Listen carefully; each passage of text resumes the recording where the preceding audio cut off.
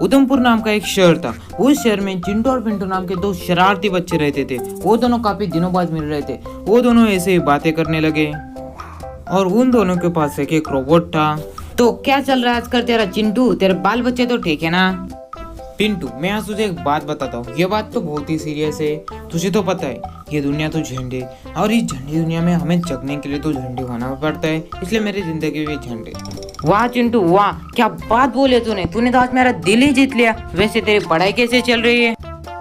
क्या बताऊँ यार पिंटू तुझे, अब फिर से 2 दिनों में स्कूल चालू हो जाएंगे। वो हिटलर प्रिंसिपल, वो जालिम किताबें, वो कमांडर टीचर्स हमें फिर से नोच खाएंगे। चिंता मत कर चिंटू, जो होगा सो देखा जाएगा। वो दोनों ऐसे बेमतलब की बातें करे जा रहे थे तभी उनके पास एक कार का बहुत ही खतरनाक एक्सीडेंट हो गया। उस एक्सीडेंट को देखकर वो दोनों तो काफी डर गए थे। तभी उस गाड़ी से एक बिजनेसमैन रेंगते हुए बाहर आ गया। वो काफी घायल हो चुका था। अरे यार, हमें उस आदमी की मदद करनी चाहिए, वो आदमी काफी घायल दिख रहा है। तभी उस आदमी के पास एक और कार आने लगी। उस कार से एक बिजनेसमैन और उसके 2 खतरनाक चेले बाहर आ गए। तुम चाहे जो भी कर लो, मैं वो टेंडर किसी भी हालत में नहीं छोड़ूंगा। तुम अपना टेंडर वापस ले लो, वो टेंडर मुझे ही मिलेगा चाहे कुछ भी हो जाए। अरे यार, वो तीनों तो उसे मारने की बात करे, अब मुझे मेरा रोबोट भेजना ही होगा। तब चिंटू और पिंटू का रोबोट उन तीनों से लड़ने के लिए जाने लगे। अब मैं करूंगा तेरा सफाया, मर साले कुत्ते।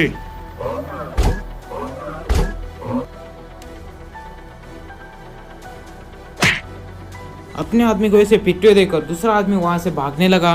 तभी उसके सामने पिंटू का रोबोट आकर खड़ा हो गया और पिंटू का रोबोट ने उस आदमी पर हमला कर दिया। इन फटीचे रोबोट की वजह से आज तो तुम बच गए, लेकिन मैं फिर से आऊंगा तुमसे लड़ने के लिए और वो टेंडर किसी भी हाल में हासिल करके ही रहूंगा। तुम चाहे कुछ भी करो, लेकिन आखिर में जीत तो सच्चाई की होती है। रॉय, तुम जरूर पछताओगे। तुम्हारी मौत मेरे हाथों से लिखी, मुझे भूलना मत। तब वो बिजनेसमैन वहां से जाने लगा। बच्चों, तुम दोनों बहुत ही बहादुर और होशियार हो। आज तुम्हारी वजह से मेरी जान बची है। तुम दोनों का बहुत शुक्रिया। नहीं सर, आप तो हमें शर्मिंदा कर रहे हैं। दूसरों की मदद करना तो अच्छी बात होती है ना। मुझे तो समझ नहीं आ रहा मैं तुम दोनों को शुक्रिया कैसे कहूँ। तुम दोनों ने मेरी जान बचाई।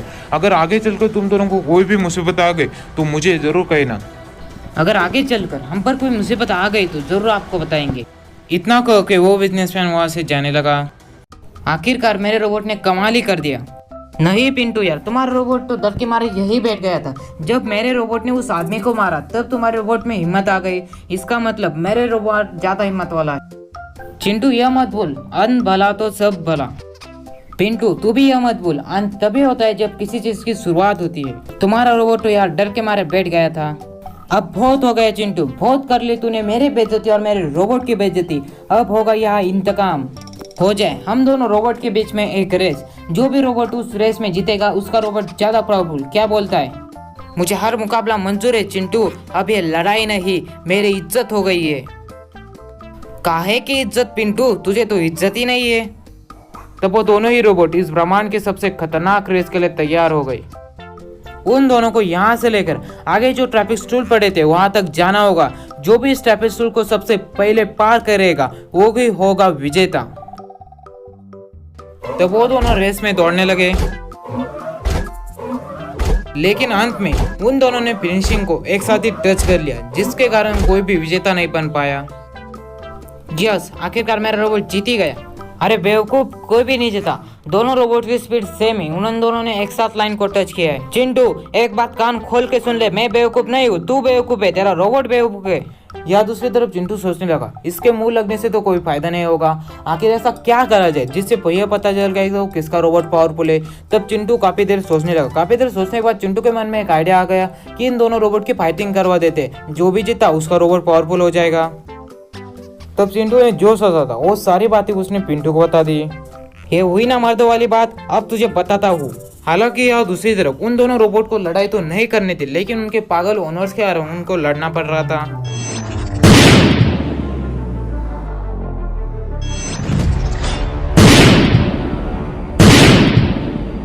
ये हुई ना बात, मैंने कहा था चिंटू तुम पछताओगे। अभी तो खेल शुरू हुआ है पिंटू। तो वो दोनों रोबोट फिर से लड़ने के लिए तैयार हो गए और एक दूसरे पर हमले करने लगे।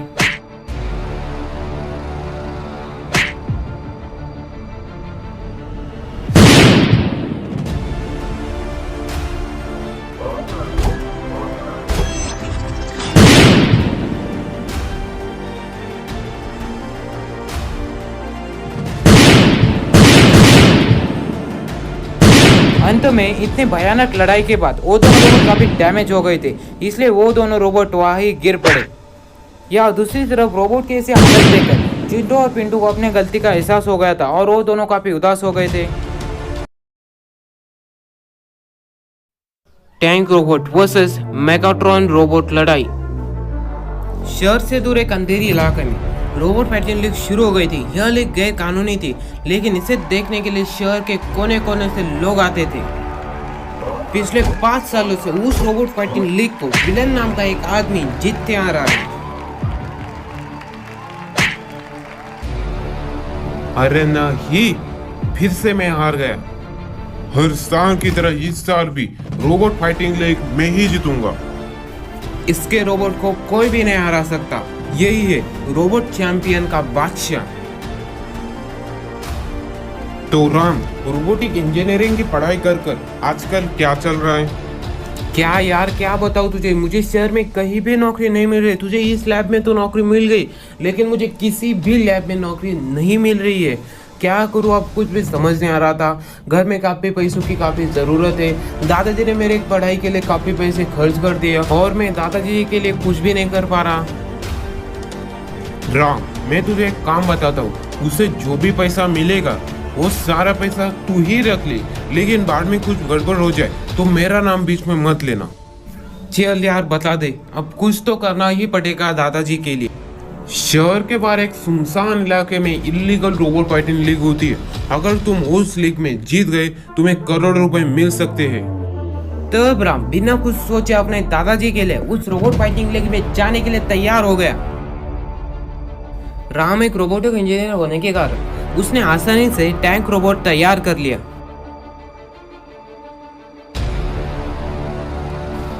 अब मैं अपने दादाजी का सपना पूरा कर पाऊंगा। राम बेटा, क्या कर रहे हो तुम? कुछ नहीं दादाजी, मैंने जो पढ़ा था उसे याद करने के लिए एक रोबोट पर एक्सपेरिमेंट कर रहा था, बाकी कुछ नहीं। ठीक है बेटा, ठीक है, करो एक्सपेरिमेंट करो। कुछ देर बाद राम उस रोबोट फाइटिंग लीग को जो चलाता था उसके पास चला गया। सर, आप जो इलीगल रोबोट फाइटिंग लीग चला रहे हो वो बेहद ही अच्छा काम है। मुझे सिर्फ यह जानना था इस रोबोट फाइटिंग लीग से मैं पैसे कैसे कमा सकता हूँ और इसके क्या क्या रूल्स है। इस रोबोट फाइटिंग लीग में कोई रूल नहीं होते। अगर तुम्हें यह रोबोट फाइटिंग लीग जीतना है तो तुम्हें इसके फाइनल में जाना होगा। अगर तुम फाइनल में चल गए तुम्हें सामने वाले को मारना होगा या खुद ही मरना होगा। और इस बार फाइनल में जो हर बार इस रोबोट फाइटिंग लीग को जीतता है वही है। तुम्हें उससे बड़े सावधानी से लड़ना होगा। कौन है वो आदमी? मुझे उसका नाम तो नहीं पता, लेकिन लोग उसे विलन बुलाते हैं। अगले दिन राम अपने रोबोट को लेकर उस रोबोट फाइटिंग लीग में आ गया था। अब राम को सारे रूट पता चल गए थे। तब राम और सामने वाले रोबोट में एक भयानक लड़ाई शुरू हो गई।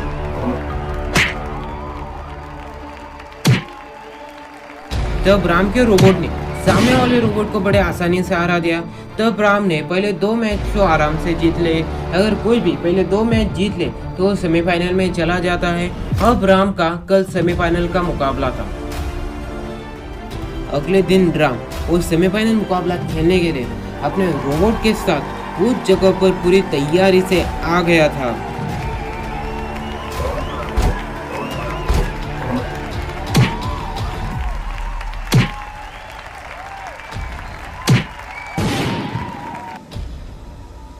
लगता है इसे आज मजा चकाना ही पड़ेगा।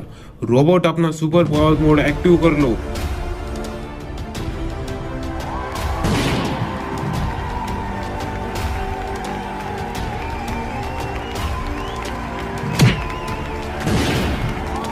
अरे नहीं, इसने तो मेरे रोबोट की वाट लगा दी। यस यस, आखिरकार मैं फाइनल में पहुंच ही गया। अगले दिन राम अपना रोबोट लेकर फिर से उस सुनसान इलाके में आ गया था। अब एक फाइनल का मुकाबला था। इस बार राम के सामने उस विलन का रोबोट आकर खड़ा हो गया था।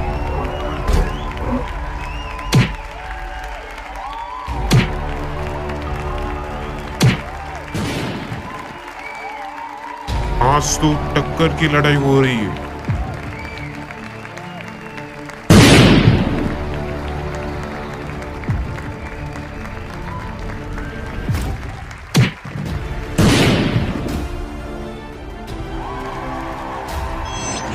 वहाँ जितने भी लोग आए थे सारे लोग सोच में पड़ गए कि इतनी भयानक लड़ाई इस रोबोट फाइटिंग लीग में कभी हुई नहीं।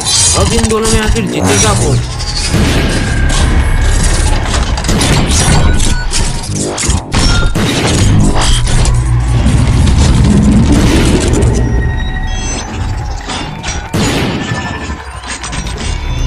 मैं अब अपने दादाजी के सारे सपने पूरे कर पाऊंगा।